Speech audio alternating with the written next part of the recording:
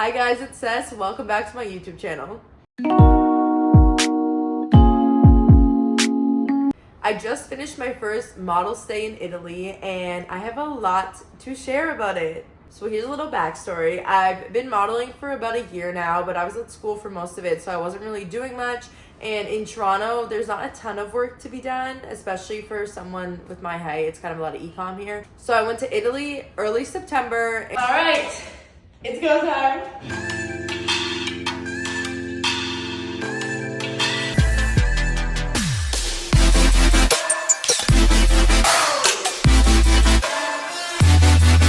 And I was there for about a month and a half.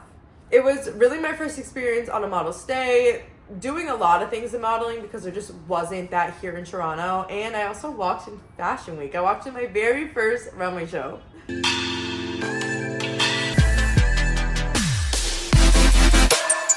Let's start with castings. I've only been to one real casting before going to Milan, so I didn't know what to expect at all. And the fashion there is so different. People dress very different than they do in Toronto. Everyone looks amazing. Their style is so cool. It's very chic and elevated.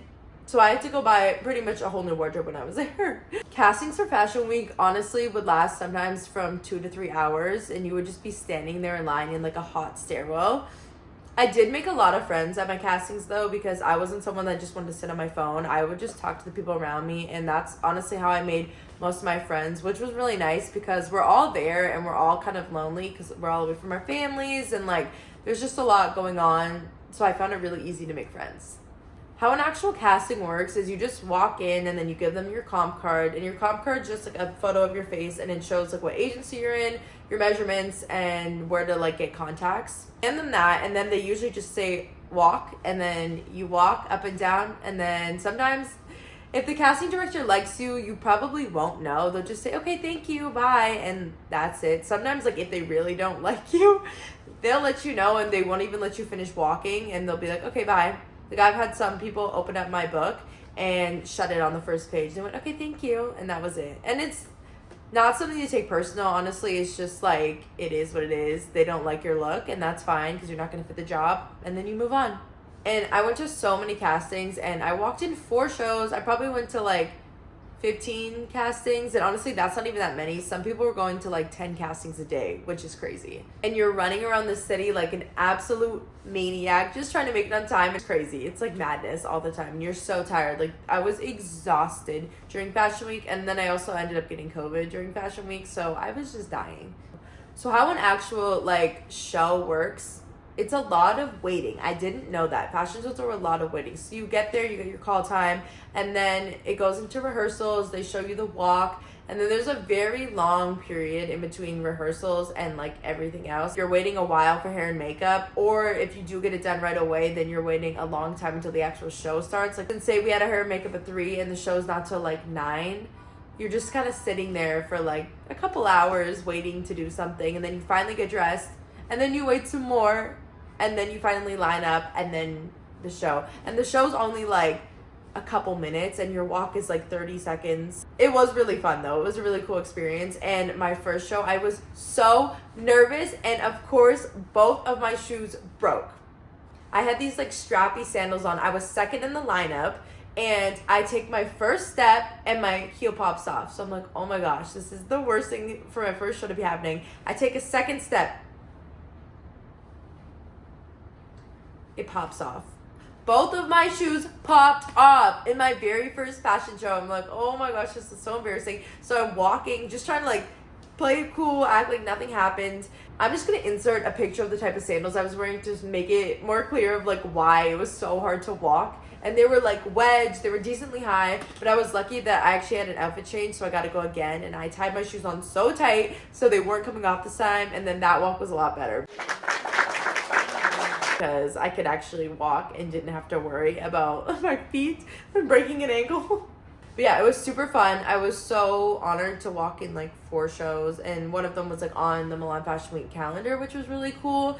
Another thing with fashion shows that I didn't know is you don't really get paid a lot, especially when you're starting off. Like, I'm a new model, so I didn't expect to get paid a lot. I didn't expect to even walk in shows. Like, I'm just gonna say I made like under minimum wage, which is kind of crazy. yeah, that was kind of my Fashion Week experience. I think I slept for 3 days after Fashion Week. It was crazy. The video's not over. I was gonna wait to share this story, but I didn't have enough footage, so I'm gonna tell it now. Little did I know that post Fashion Week, I would have the craziest 36 hours of my whole life. Like, I am not kidding. So I ended up booking a fashion show for Ramson World, and this brand is from Saudi Arabia, so the show was being held in Saudi Arabia. My agent had called me and he was like, hey, the brand's willing to fly you home, so do you want to just go home straight from Saudi Arabia? And I wasn't really doing too much in Milan post Fashion Week, so I was like, yeah, sure. In my mind, I'm going to the show and I'm flying home, period. That's it. Cool. I started looking for a place to live because I don't have a place to live in Toronto. Hence why my room looks like this. Depressing as hell. I'm just subletting this place for like a month, so I'm pretty much living out of a suitcase and I don't have any like decor with me because I don't have like a real place to live. But anyways, a day before I leave, my agent calls me and is like, hey, can you come back to Milan because we might have a job for you? So I'm like, all right, cool. Like, I can go back to Milan. That's fine. No problem. So I'm thinking like, I don't need to pack up all my things. I'm just going to leave everything there and then I'm going to come back to Milan. And then after that, I'm going to go back to Toronto and like, I'll bring all my stuff then. I get my flight the day before I'm supposed to leave and it says back to Toronto. And I'm like, okay, that's weird. Like, I thought I was going back to Milan. So I call my agent and I'm like, hey, am I supposed to be coming back to Toronto? I thought I was going back to Milan. They're like, oh, well, that's only like now if you get the job. So we're just going to wait and see. But we're not really going to find out until the day before you're supposed to leave Dubai. And I'm like, okay, well, do I like bring all my stuff then? They're like, yeah, just bring everything you have. So I have a ton of stuff. I ended up shipping some stuff home. I'm ready to leave for Dubai. It is 7 p.m. I get to the airport in Milan and then my flight gets delayed. So I'm like, okay, cool. I'm praying that I make my next flight. Sprinting through the airport in Istanbul, and this place is huge. I was running over 1.5 kilometers just to get to my gate. And when I tell you, I was the last person that made this flight. Like, it was almost to the point where I would have to bang on the gate windows for them to let me in this flight. Thankfully, they let me on. I get there. I land in Riyadh, which is in Saudi Arabia. And I get there at like 5 in the morning. They have cars for us. And then we get to our hotel.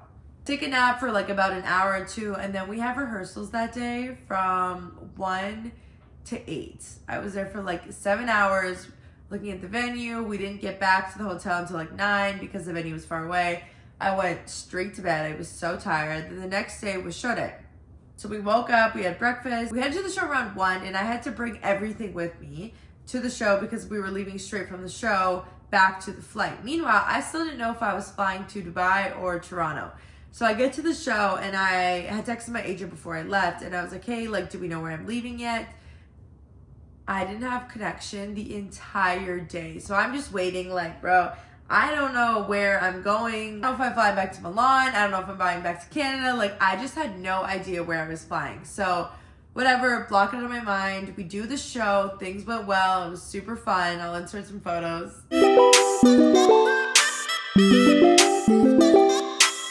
We end up leaving for the airport. This is around like 1 in the morning. My original flight back to Toronto was at 4 a.m. We finally get to the airport around 2 a.m. I check my phone and I'm like, I still don't know where I'm flying.